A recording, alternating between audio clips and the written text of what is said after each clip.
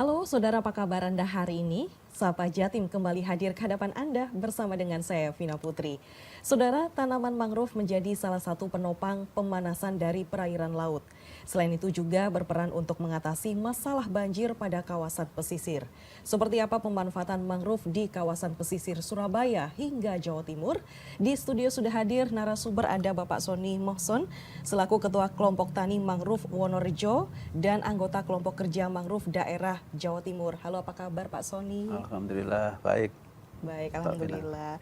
Kemudian ada Pak Sabto Andriono selaku Divisi Perencanaan dan Pengembangan Poktan Mangrove Wonorejo. Apa kabar Pak Sabto? Alhamdulillah baik. Baik ya, untuk hari ini terima kasih sudah hadir di studio Kompas TV Jawa Timur, dan kita hari ini membahas pemanfaatan mangrove bagi kehidupan pesisir.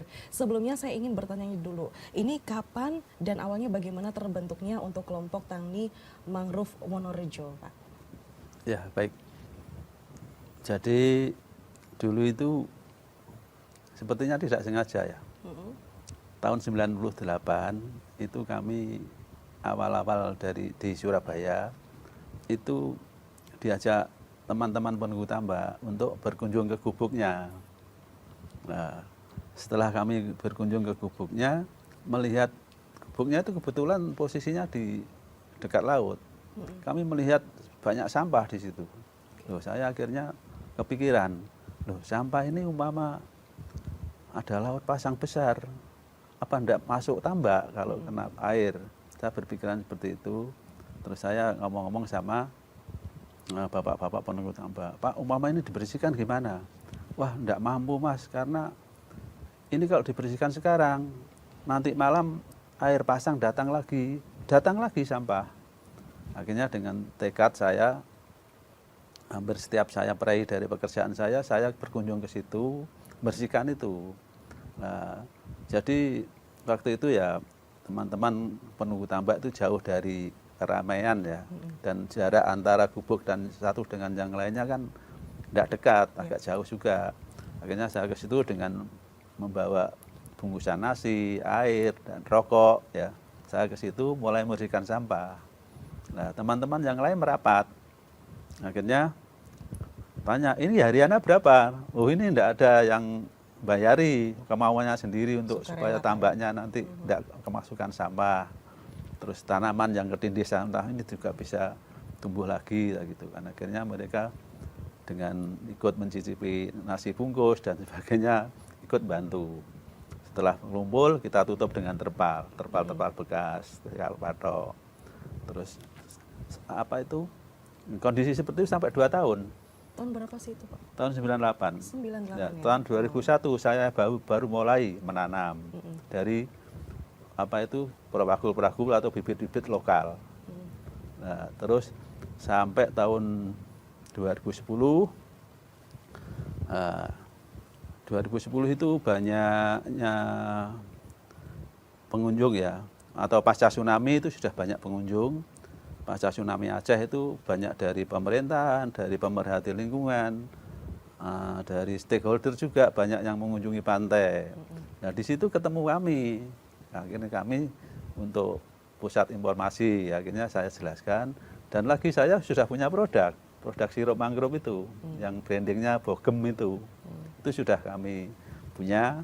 Terus akhirnya teman-teman media yang banyak berkunjung ke pantai mempublish kami gitu loh. Nah, setelah itu baru kami bikin perencanaan, terus kami membentuk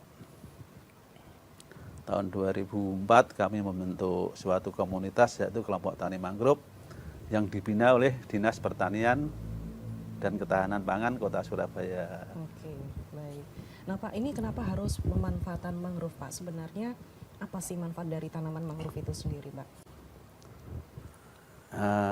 Jadi manfaat itu banyak sekali setelah saya tahu ya. Sebelumnya memang kamu pada awalnya juga tidak tahu apa manfaatnya. Terus setelah kami tahu, banyak membaca buku dan browsing di internet, oh ternyata pemanfaat mangrove itu banyak sekali. Jadi kami dasari dari etimologi bahasa ya. Kalau fungsi mangrove juga banyak dan bisa dimanfaatkan untuk membuat makanan, minuman, obat-obatan, kosmetik. Nah, sedangkan fungsi sendiri itu mangrove berfungsi secara ekologis, secara ekonomi, secara biologis juga.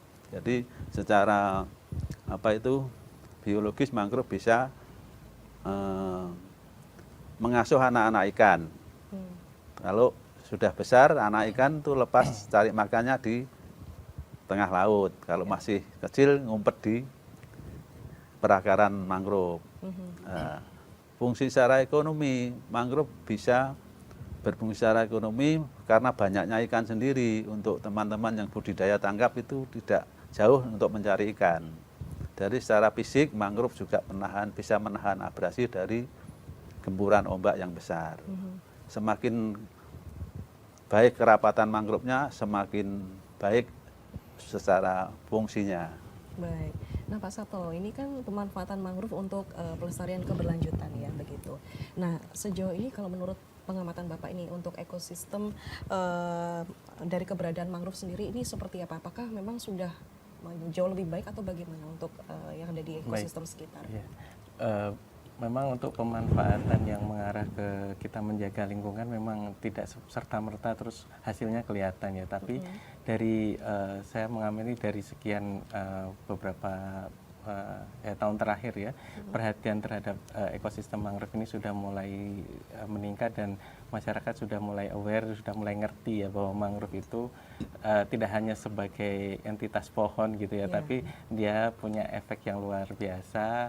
Tadi dari fungsi ekologi, kemudian termasuk sosial sebenarnya Mbak. Jadi ada beberapa komunitas masyarakat yang sangat bergantung ataupun di acara adatnya itu masih memanfaatkan kawasan mangrove, misalnya pakai nipa gitu ya, atap rumahnya, kayu-kayunya juga untuk pohon. Jadi luar biasa efek dari mangrove yang mulai berlahan sekarang, termasuk pemerintah sudah banyak memperhatikan, sehingga sangat masif program dari pemerintah mulai rehabilitasi mangrove sampai ke non produk kayu pun sudah mulai diangkat ya, sehingga kita ya mungkin bukan hanya masyarakat pesisir sudah mulai mengenal mangrove.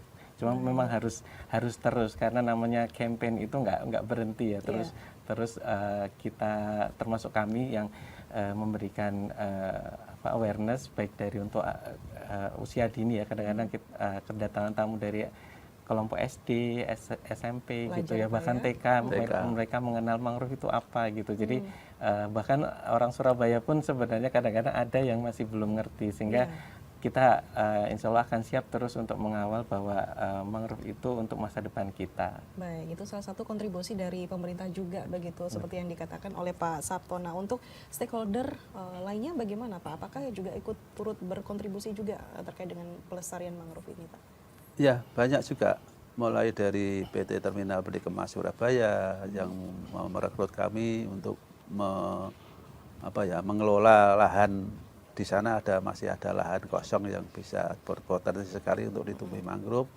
Mulai dari bikin pembibitan, terus nanti bibitnya nanti ketika panen dibagi-bagikan ke masyarakat sekitar dan perusahaan-perusahaan yang saudaranya TPS itu Pelindo juga, sampai kepada edukasi-edukasi yang lain. Terus termasuk Bank Jatim kemarin juga memberi kesempatan kami untuk mengelola mangrove yang di Armada 2 RI Jatim. Ya, hampir CSR RI ya. Sekarang tuh banyak diarahkan untuk lebih ke lingkungan Mbak. Karena saya yakin dari perusahaan juga punya tadi responsibility untuk sama-sama menjaga lingkungan dan membuat lingkungan di wilayah perusahaannya, baik itu ring yang terdekat sampai ke makin jauh, efeknya juga akan lebih baik. Untuk dari kelompok tani mangrove Wonorejo ini ada berapa orang Pak yang ikut terlibat dalam kegiatan ini? Awalnya dulu 60 sampai 100 orang. Jadi satu RW itu banyak yang terlibat. Nah, tapi kami tidak terus supaya aktif semua, enggak, mana yang bisa kita ajak kesempatan kita berangkat kalau ada kegiatan. Kalau yang enggak, misalkan ada pekerjaan yang untuk keluarga ya silahkan gitu. Jadi dengan sekian 2000 watt sampai sekarang banyak perubahan ya, akhirnya mengerucut menjadi sedikit. Akhirnya yang sekarang ini kami bentuk hanya beberapa divisi aja, divisi perencanaan pengembangan, divisi konservasi, divisi edukasi dan divisi UKM. Baik. Nah Pak, untuk jenis mangrove ini ada berapa saja sih Pak? Sebetulnya di mangrove itu sekelompok tanaman yang hidup di garis pantai dalam jangkauan pasang surut air laut, tergenang saat pasang, bebas dari genangan di saat surut, Ya. dan mempunyai toleransi terhadap garam. Yang itu yang disebut mangrove. Jadi untuk di hutan mangrove itu ada 202 jenis tanaman. Banyak ya. Bahkan setiap jenisnya punya spesies. Ya. Sebagaimana mangga misalkan. Oh ini jenis tanaman mangga, mangga gadung, ada mangga mana lagi, mangga podang dan sebagainya. Mangrove juga sama seperti itu. Baik. Nah baik, untuk pelestarian mangrove ini memang bisa dirasakan manfaatnya ya untuk menjaga ekosistem yang ada di sekitar dengan adanya kontribusi dari kelompok masyarakat tani yang terlibat aktif dalam hal pengelolaan. Nah kita juga ingin tahu seperti apa sih Pak untuk cara merawat mangrove yang baik itu. Bisa dijawab nanti ya Pak ya di segmen berikutnya. Bisa. Tetap bersama kami saudara di Sapa Jatim.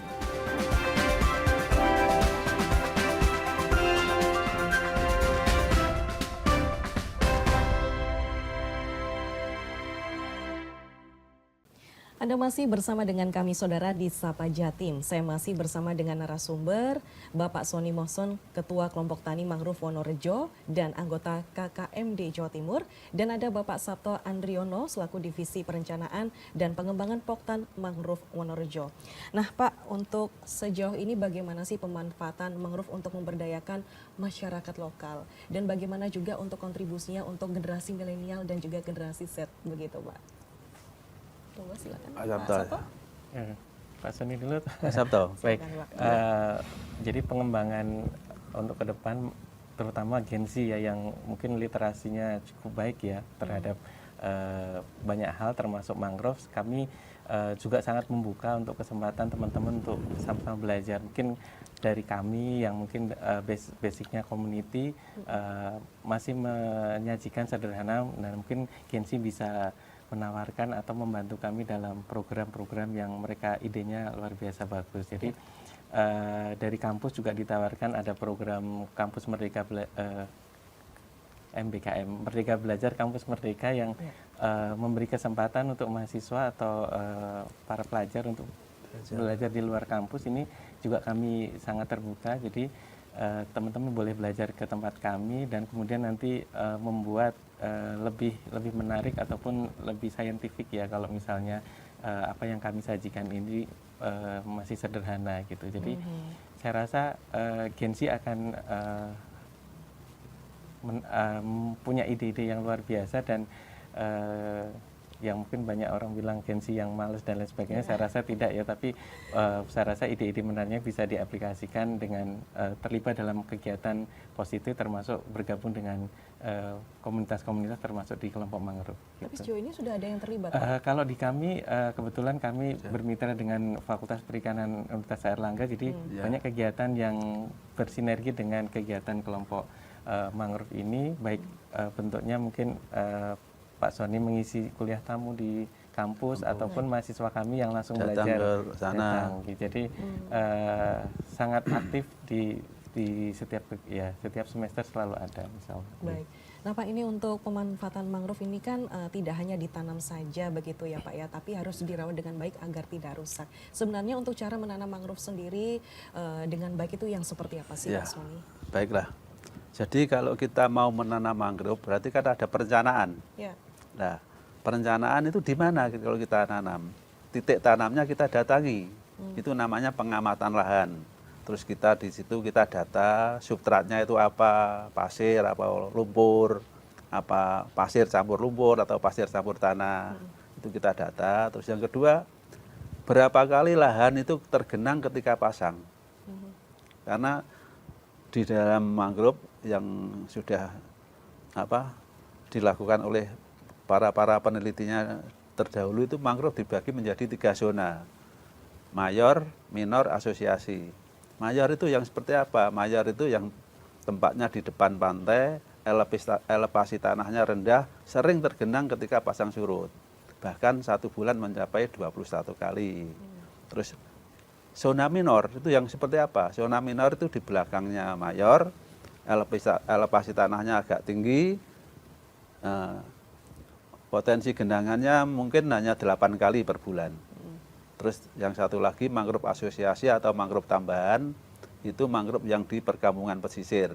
Tapi yang hidup di situ beda dengan mangrove penyangga. Yang hidup di mangrove asosiasi itu seperti waru laut, bintaro, ketepeng atau terminalia kata apa itu. Dan banyak lagi lah yang tergolong dari mangrove mengkudu, itu juga termasuk mangrove asosiasi. Nah, yang berikutnya setelah kita mengamati lahan, datanya sudah kita pegang. Oh, ini yang cocok ditanam di sini, ini jenis ini yang sesuai morfologinya. Jadi ada misalkan kita pengamatan di lahan mayor, berarti ini minta ditanami Rhizopora mucronata atau Rhizopora stylosa atau Zoneraceae alba. Jadi seperti itu gitu, supaya kita kedepannya tidak salah tanam. Kalau salah tanam ya fatal memang. Kalau kita salah tanam itu ditanam pertama kali dalam hitungan 3 tahun hidup. Tapi begitu kena ombak besar, tumbang seakar-akarnya. Karena Pernah kita terjadi salah ya, Pak, ya? tanam. Pernah terjadi Banyak, ya, Pak, ya? sampai sekarang ada terjadi. Oke. Ya, karena punya sistem perakaran yang berbeda masing-masing jenis tanaman itu. Misalkan Rhizopora mucronata itu punya sistem perakaran yang namanya akar jangkar, yang keluar dari batang-batang pohonnya akarnya mencengkeram. Ya, makanya teman-teman kalau foto selfie itu simbolnya kan begini, Mangrove. seperti akar jangkar mangrove itu. Oke. Ya, ada yang dikatakan akar papan, ada yang punya berguera, akar pensil, punya apesenia itu. Ya, antara zona hidup di zona mayor dan minor itu beda. Sistem perakarannya itu kalau zona mayor itu sistem perakarannya masuk ke dalam tanah sampai 20 meter. Kalau misalkan Apesenia marina itu di zona minor, itu akarnya ngambang, tidak masuk tanah. Oke. Nah, kalau kita tertukar saja kan sudah fatal. 3 tahun, 5 tahun hidup, tapi begitu kena ombak besar, tumbang seakar-akarnya. Langsung Nah, sekali, itu Pak, ya. ya cara menanam. Terus berikutnya perawatan. Nah, setelah data sudah kita kumpulin, jenis sudah kita tentukan, kita tanam. Nah, beberapa hari kemudian pasca tanam kita ada pembenahan, karena waktu ditanam teman-teman banyak, itu ada yang talinya kurang kuat atau anjirnya miring, itu perlu ada pembenahan tanaman. Pas 1 bulan pasca tanam kita ada pemeriksaan lagi, mana yang mati kita ganti yang hidup. Itu namanya nyulami. Nah, setelah 3 bulan pasca nyulami atau 4 bulan pasca tanam itu baru monitoring perkembangan pohon dan perawatan per 3 bulan. Waranti servis kami biasanya sampai 18 bulan atau 24 bulan. Waduh, Jadi ternyata seperti banyak itu. ya di sini. Ya. Harus mengikuti pelatihannya sepertinya. Ya, Pak. kita punya kurikulum ya untuk penanaman. Baik. Nah, Pak, ini di display ini ada hasil mangrove non kayu begitu ya, Pak ya? Ya, betul. Oke, ini sirup ini memang dari jenis mangrove apa nih, Pak? Kalau boleh tahu, Pak. Pak Sabto. Iya. Jadi ini dikembangkan salah satu buah yang mungkin kalau sebenarnya masyarakat sudah memanfaatkan. Ini asam banget, Mbak. Jadi buahnya kita sebut kalau di nama daerah mungkin pedada, ada pugem gitu dan lain sebagainya. Tapi ini kalau di common name-nya adalah apple mangrove. Jadi kalau kita nyebut apple di daratan ya, ini yang di mangrove. Di mangrove. Karena bentuknya hampir Apple seperti apa ya? Apple. Kayak love gitu sebenarnya. baik. Nah, asam banget sehingga kalau kita direct konsum ini asam banget sehingga biasanya dipakai untuk kalau orang pesisir nggak punya asam Jawa pakainya ini untuk masak ikan dan lain sebagainya. Oh, alternatif Iya, ya, Pak ya.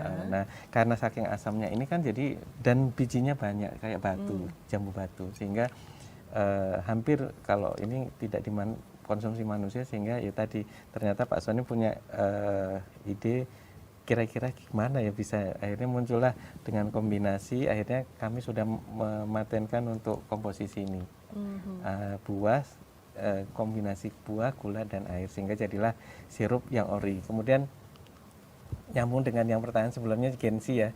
Nah dengan adanya ini versi orinya kemudian teman-teman mahasiswa mengembangkan bagaimana performanya lebih menarik sehingga kita inovasi dengan beragam misalnya sekarang ada natural color ya pakai kurkumin sehingga warnanya kuning kemudian ada pakai rosella dengan warna merah dan mungkin bunga telang jadi biru. Jadi kita sekarang sudah punya beberapa derivat inovasi. dari sirup ini. Ini dari satu produk aja sirup Mbak, belum yang lain ya. Belum yang lainnya, Nggih. karena makanan juga bisa ya Pak ya Betul, dimanfaatkan nggih. produk Termasuk makanan ampasnya ya. ini. Ampasnya ini ampasnya saat dagingnya, ini. ini Iya. untuk brownies itu. Oh, Jadi oke. jadi tepung yang bisa dimodifikasi untuk kue-kue gitu. Kue. Bisa cookies, bisa brownies, mungkin Bisa pastel next time juga. bisa ditampilkan. Bahkan cendol, Iya. cendol juga. Biasanya kalau ada event pameran kami diundang, kami membawa cendol dengan keranjangnya yang khas itu, cendol mangrove. Berarti tidak ada yang terbuang di sini ya Pak Insya ya? Allah tidak ada. Semuanya Iya. bisa dimanfaatkan Sampai begitu. daun mudanya bisa untuk teh mangrove sama tepung. Yang Oke. acanthus silesiolius atau teruju itu Baik. bisa untuk tepung. Baik, ini mangrove tidak hanya menyediakan kayu saja, tapi mangrove non kayu dapat dimanfaatkan hasil budidayanya dengan menghasilkan suatu produk tertentu yang bisa bermanfaat untuk masyarakat sekitar. Lalu seperti apa inovasi kedepannya nih Bapak dalam pelestarian mangrove, kita akan bahas nanti di segmen terakhir, tetap di Sapa Jati.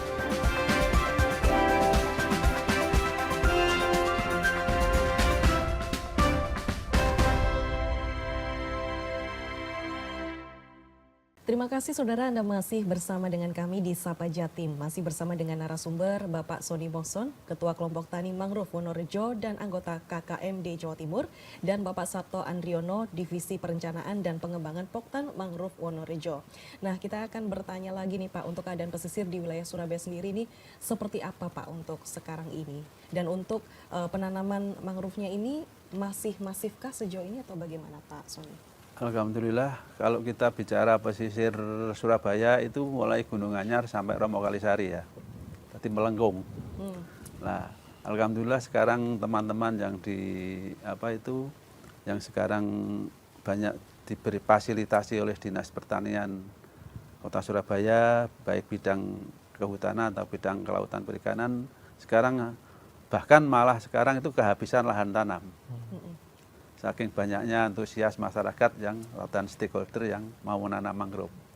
Mungkin hari ini kita sudah kehabisan lahan tanam untuk kota Surabaya. Masih ada sisa sedikit di pesisir barat utara, yaitu dari Kalianak sampai Romo Kalisari itu masih ada sedikit. Tapi betul-betul harus ada pengamatan lahan yang baik, supaya tidak salah tanam di situ. Jadi untuk pesisir Surabaya sekarang sudah baik, sudah hampir tertutup oleh kerapatan mangrove ya, karena sistem kondisi mangrove sendiri baik rusaknya itu ditentukan oleh kita bikin transek, yaitu bikin transek kerapatan mangrove masih rusak, sedang atau sudah bagus, itu indikasi. Yang kedua, karena sudah banyaknya kerapatan, jadi sekarang itu kita juga banyak mengimbau jangan kalau sudah lahan habis kita paksakan untuk ditanam di bawah pohon, jangan. Jadi seperti itu. Jadi intinya sudah baguslah pesisir Surabaya. Baik. Kemudian untuk inovasi kedepannya seperti apa nih Pak? Terus hal-hal apa saja yang nantinya dibutuhkan begitu untuk keberlanjutan pemanfaatan mangrove sendiri Pak Sabto? Oke. Baik, untuk inovasi tentu saja kita masih punya core utama. Yang pertama sirup ya. Dari sirup ini yang ori tetap ada tapi kita kembangkan. Jadi nilai tambah dari sirup ini sebenarnya yang kita angkat adalah vitamin C-nya tinggi. Tapi di saat pemprosesan teman-teman dari mahasiswa ini menganalisis bahwa pada saat proses ini ada penurunan vitamin C, sehingga karena ada proses pemanasan ya, di atas 60 ini vitamin C kan rusak, sehingga ada tambahan lain yang bisa meningkatkan. Nah, jadi vitamin C adalah salah satu antioksidan yang umum ya dikonsumsi, tetapi kita juga bisa menambahkan antioksidan lain. Nah, salah satunya misalnya dengan kurkumin ya, dari bahan baku yang kita mudah dapat dari kunyit ya. Kemudian ada bunga rosella, itu juga antioksidannya tinggi, sehingga muncullah inovasi-inovasi dari turunan dari sirup ori tadi. Kemudian brownies, nah brownies juga sama. Dari tepung tadi bisa menghasilkan brownies, atau tepung bisa menghasilkan kalau kita kenal jenang ya, kalau ini mungkin dibuat dodol atau jenang, sehingga inovasi lagi dari produk turunannya. Kemudian teman-teman yang terakhir ini kami mahasiswa juga berinovasi membuat selai. Jadi yang ampasnya tadi proses pembuatannya tidak penyaringannya nggak sekuat waktu bikin tepung ya. Jadi ini masih nyemek-nyemek gitu. Ya. Jadi sehingga jadi selai. Selai mangrove ya? Selai mangrove Selai ya. untuk Jadi pelengkap makan roti ya, gitu. nah, tetapi kembali lagi ada inovasi lagi sekarang ada selai lembaran mungkin yang bentuknya mungkin kayak Pipit. cheese yang lembaran jadi tinggal lembaran ditempel ya. aja nggak perlu Slice dioles gitu ya ya. slice jam. Jadi banyak sekali sebenarnya inovasi-inovasi yang mengarah untuk tadi membuat nilai tambah produk mangrove tadi bernilai lebih baik sehingga saya yakin mungkin ke depan insya Allah akan kembangkan banyak termasuk Ya. yang non pangan pun nanti akan kita Ya. kembangkan misalnya sabun atau mungkin lilin Pewarna, ya, gitu. pewarna iya. dasar kain, Iya. kami juga sudah mengembangkan. Baik. Nah Pak, untuk masyarakat yang ingin mengakses ini bagaimana seperti bentuk kerjasama dan juga pelatihan begitu Pak tentang mangrove?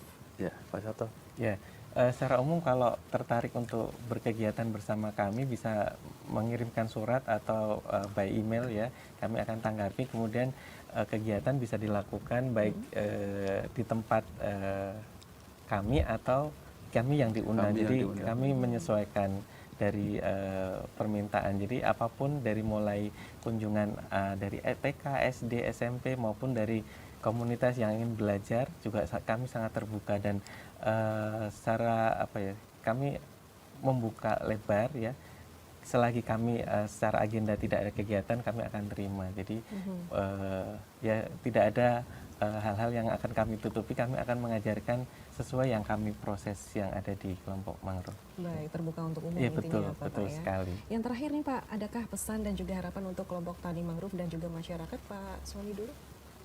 Ya, jadi pesan kami apa itu untuk teman-teman pesisir utamanya ya. Jadi lestarikan mangrove-nya, manfaatkan buahnya. Baik. Atau dengan bahasa lain apa itu petik buahnya, jangan tebang pohonnya. Itu aja pesan saya. Baik. Untuk Pak Sabto? Mungkin singkat juga karena mangrove untuk masa depan jadi jaga mangrove mulai sekarang. Baik, terima kasih Bapak Sony dan juga Bapak Sabto sudah Terima hadir di kasih. studio Kompas TV dari kelompok Tani Wonorejo yang memberikan edukasi menarik begitu ya seputar mangrove. Dan pemanfaatan mangrove tidak hanya menjaga ekosistem yang ada di sekitar, tapi dengan pelestarian mangrove dapat memberikan nilai ekonomi tambahan dan pemberdayaan bagi masyarakat sekitar. Saya Vina Putri pamit beserta kru yang bertugas mengucapkan terima kasih atas kebersamaannya. Sampai jumpa di Sapa Jatim berikutnya.